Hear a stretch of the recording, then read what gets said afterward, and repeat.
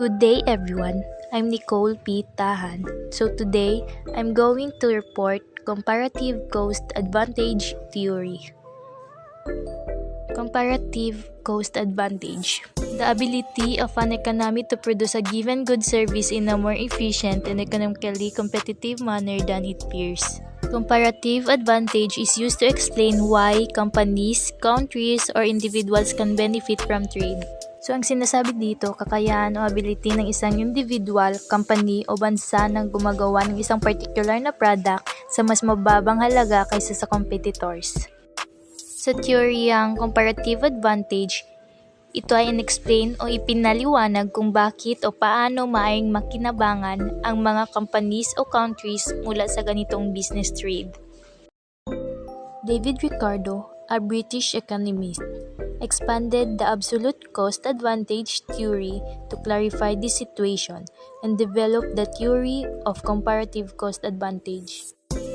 Ang absolute cost theory ay nag-fail sa pag-explain ng situation, kaya in-expand ni David Ricardo ang absolute cost advantage to clarify the situation at doon niya na-develop ang theory ng comparative cost advantage.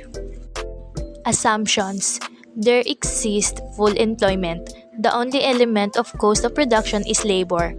Production is the subject to the law of constant returns. There are no trade barriers. Trade is free from the cost of production. Trade takes place between two countries. Only two products are traded.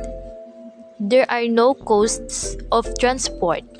Comparative cost advantage theory states that a country should produce and export those products for which it is relatively more productive than that of other countries and import those goods of which other countries are relatively more productive than it is. The comparative cost advantage theory is based on relative productivity differences and incorporates the concept of opportunity cost. Ang comparative cost advantage ay nagsasaad na ang isang bansa ay dapat mag-export o gumawa ng mga produkto kung saan sila mas produktibo kaysa sa ibang bansa. Example of comparative advantage. Suppose two countries, country A and country B, are able to produce both coffee and sugar. Country A's climate and soil are such that it can more easily produce coffee, making 2 sacks of coffee per hour as opposed to only 1 sack of sugar per hour. Country B's climate and soil are such that it can be more easily produce sugar, making 3 sacks of sugar per hour as opposed to just 1 sack of coffee per hour. For country A, the opportunity cost of 1 sack of coffee is a half sack of sugar. For country B, the opportunity cost of 1 sack of coffee is 3 sacks of sugar. Since country A has a lower opportunity cost than country B, country A has a comparative advantage in producing coffee.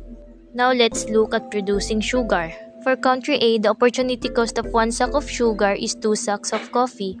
For country B, the opportunity cost of 1 sack of sugar is 1/3 of sack of coffee.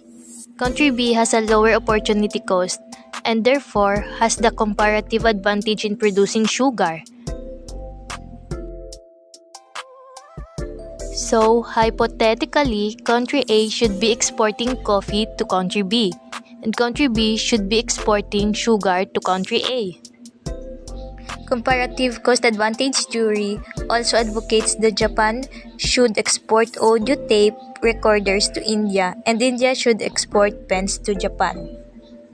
Implications: efficient allocation of global resources, maximization of global production at the least possible cost, product prices become more or less equal among world markets. Demand for resources and products among world nations will be optimized. It is better for the countries to specialize in those products which they relatively do better and export them. It is better for the countries to buy other goods from the other countries who are relatively better and producing them. Comparative cost advantage theory is really an improvement over Adam Smith's theory of cost absolute advantage.